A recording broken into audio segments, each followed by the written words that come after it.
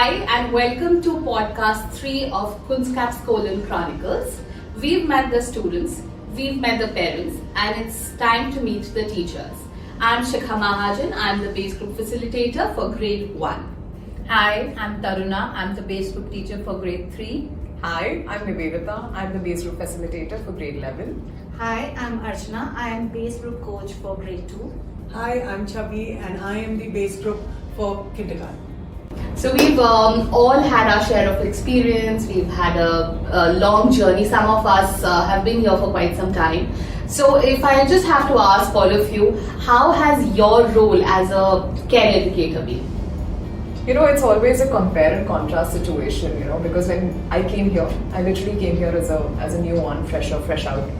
And obviously when you think about a teacher, you always have the reflection of how you had seen them in your school days. So, with us, all of us there, our teachers used to come into our sessions, take our sessions and go. Probably we never had workshops. We never had a time in the morning where we would all plan, sit down, take down a time plan, do our strategies, goals, workshop planning, so much of interaction with, those days we used to use the term class teacher, but here there's a base group teacher.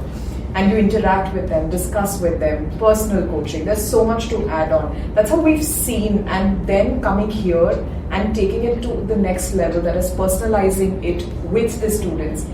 It gives you a different vision of thought, that Absolutely. What we had seen versus what is happening is completely different. And it's quite touching to see because, somewhere, we always had that formal relationship. Of course, there is nothing that we don't have a formal relation even now. But it is to a next degree and step where I get the privilege, as a student if I'm talking, I get the privilege to discuss it. And as a coach, I also get to understand them and give them ways through which they can flourish in lives. And I think that's quite remarkable to see how Kunskapsskolan has, ingrained that within the system, allowing the students to grow. And as a teacher, it gives me immense pleasure to say that I'm part of it. Rightly said, Nivedita. I would also like to add it here. For me, absolutely the same. I was working in different schools, but when I came to Kunskapsskolan, I could see that ownership in the student, the way they set their goals and they plan their strategies to achieve that goal. Coming back to the goal, what is goal? It's not only about academics they are talking about, they set their personal goal as well. Based on the skills, where exactly they want to work on, where they are and how they are going to be, what they need to do. I can see that how they start their day with. Even during development discussion, we could see that what they are setting their goal for themselves, they can reflect on it, that this is where I need to work on. And the best part, I can see that personally with the help of that learning, how beautifully we can make a connect with the students and the teacher. This is what I feel that. Yeah. So I think one of the most important tools I think is reflection, and that is something I take back with me when I move out of the school. I sit back, give myself 10 minutes, reflect upon my day, what went well, what could have been better.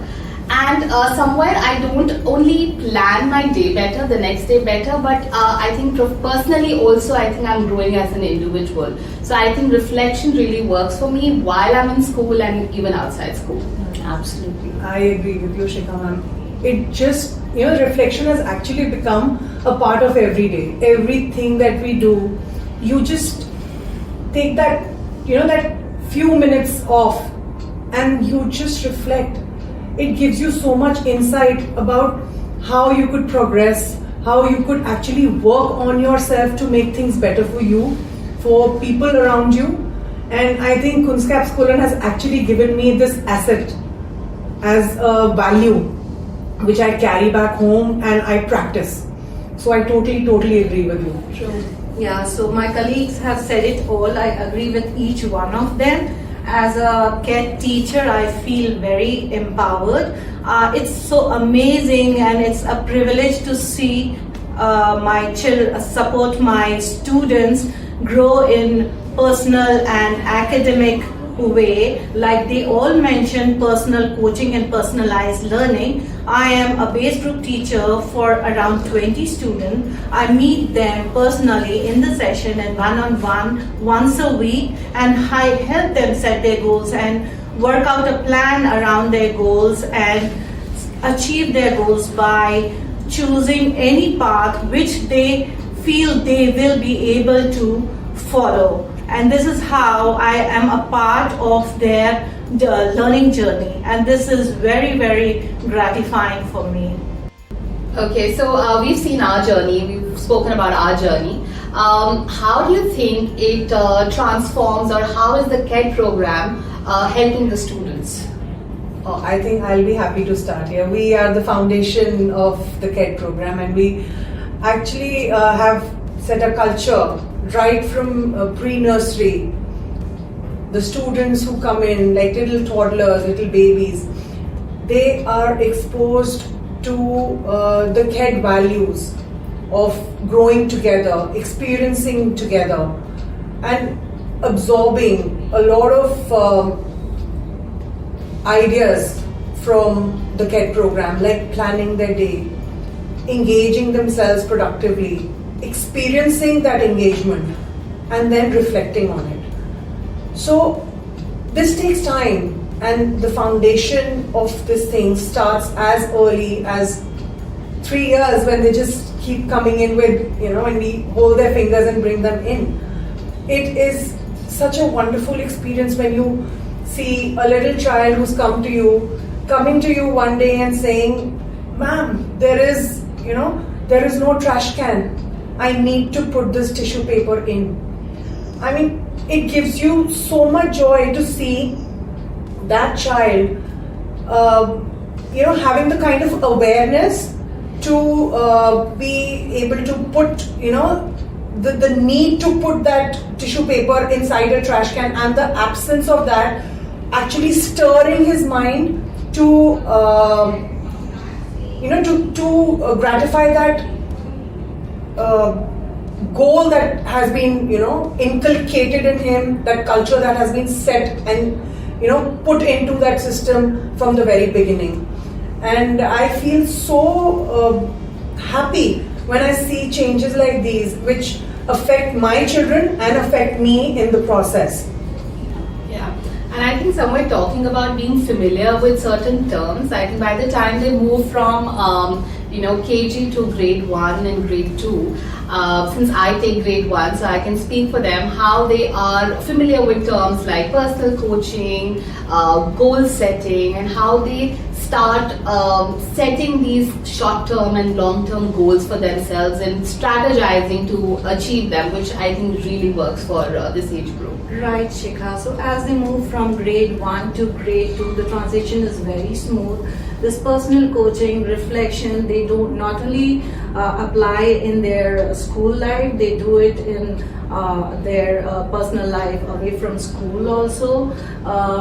They not only hone academic skill set, they have certain skill set which they help them in their real life. So yes, they learn to take ownership of their learning, they become self-regulated learner, they plan their own workshop, they're very independent and they make their choice, and this really make them happy. Rightly said, you both of you. I could see that progression from pre-primary to grade 3. Once they move to grade 3, I can see that ownership when they have to plan their own workshops. What strategies they have written for themselves. They look for the workshops and they plan based on that. So this is called like how they are using their workshop very mindfully. Okay, I have planned this strategy. If I have to achieve that goal in this time span, I have to plan that workshop based on it. Secondly, it's not only that planning goals and strategies. What would be the theme, mission and presentation, the kind of ownership. I can see a closing of a theme, the beautifully independently they plan their mission and they present by themselves. I could see that yes, absolutely each goal gives them clarity where they are, where they need and how they have to present it. The big changes there which I can see in grade 3 to 5. The saplings that you have sown is what we nurture as a tree later on, in senior grades, because what you have done over the years with logbooks, with personalized coaching, it really flows as a river. It kind of maneuvers itself and meanders on its own flow. So that's what exactly happens, because since day one, as they embark onto the journey of senior grades, what happens is, we don't have to prompt them, all right, today, Monday is the planning day. They know where exactly they have to put down their intermediate goals. They know where exactly they have to put down their ultimate goals, because it is something that has been carried on since the grades that they have promoted forward. So, and then they know where exactly the working goals have to be. They know how to use the portal, because portal is a very essential element of CARE. I mean, it's a very important tool. And keeping that in mind, with senior grades, it becomes even more enriching for us. Why? Because they become independent researchers in themselves. Yeah. Because as an institution, as a school ourselves, we do not talk about being a bookworm or just restricting ourselves to a prescribed curriculum. We always speak about going ahead, moving a step forward. How would you conduct an independent research yourself? How would you be able to conduct giving that responsibility today as a flip session? You will conduct the session, unlike the facilitator doing it. So at every step, at every level, there is an ownership onto the student, and they know that missing out on one thing will clearly have a ripple effect and a domino effect on other things. And that is why they are able to, and important to understand is that in order to facilitate themselves as an independent learner, they know where their shortfalls are, shortcomings, and then they know where they have their positives, and that's clearly a reflection as we as teachers put down on EDS, and they go back, reflect on it, come back to us if this is the feedback that I have received. And where promptly can we improve ourselves? Where can I probably have an extra effort? Planning workshops, I think that is integral to me in so many ways, and so is for students, walking up to us, because they have to plan workshops. They walk up to us and they say, this is where we are. And that independence, I think, is remarkable to see. I mean, all in all, what is at the early years, by the time they reach a tender age, they reach adulthood, being a teenage, it becomes so easy for them to transform from those many years to this. It is quite a beauty. I would like to add one more thing here. Beautifully, we said that ownership. One more word which I can see in students, the collaboration. Yeah. They do it so beautifully, that collaborative work. In these days, we say that how everybody talks about themselves, but in Kunskapsskolan, we can see that value in students, that they know that yes, this work can be done only in collaboration, and how better we can do it when we are working in a team. The teamwork and collaboration and that personalized learning, we can see that very transparent in students. Right, rightly said, Taruna ma'am. So like you said about collaboration, we often throw several scenarios to the children which challenge them and which foster their inquiry and critical thinking and an analytical bent of mind. So yes, it is helping the students a lot. And also in early years we have like buddies. So when they collaborate with their buddies, they always have this kind of the support that they have from their own peers, which is incredible. A buddy is not just there to help you, just to be there with you. It's just not a physical entity.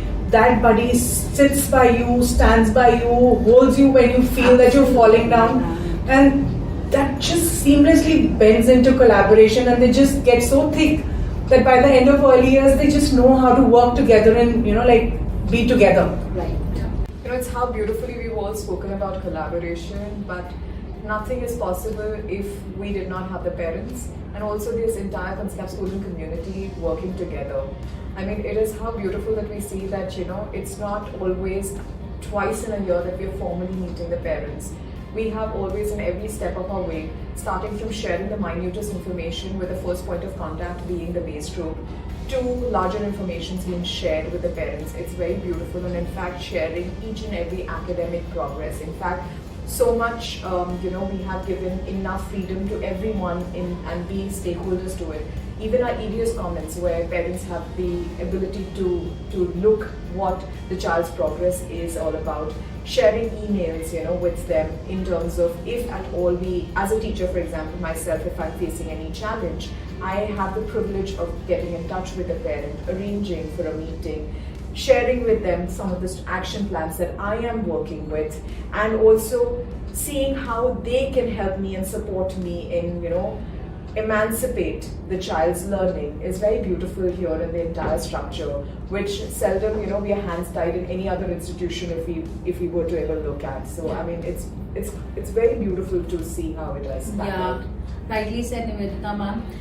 It's not only about parents and the teachers, and I can see that the teamwork, how the culture of our school, how beautifully we work as a team, the kind of good practices we share with each other. We all empower ourselves when we are learning from each other. It's not about we are talking about our own self, it's talking about how you are taking your things from others and then you're using the same thing in your sessions, maybe for your personal life as well. So I could see that beautiful culture here is not that only you are connecting with the parent, the kind of connect you have with your team members. Yeah. So that collaboration, it's actually works very beautifully for me. So the seamless connection between the parents, the teachers, and the child at the center is so beautifully nurtured here. I think it is a blessing to be here in this community, learn and grow with it. And I'm actually so happy that I'm here. Yeah, I think as an organization, we are each one of us is very proud of being a part of it, and I think we together can make it happen. Whether it is the students, the teachers, or the parents, I think together is what makes all the difference. Right, there is a seamless collaboration between the parents, the students, teachers, and also our support staff. So it's amazing to see this kind of work happening in Kunskapsskolan, and I'm really proud to be a part of this organization. Thank you, everyone. Thank you. And this brings us to the end of our podcast 3. Thank you. Hope you Thank liked you. it. Thank you.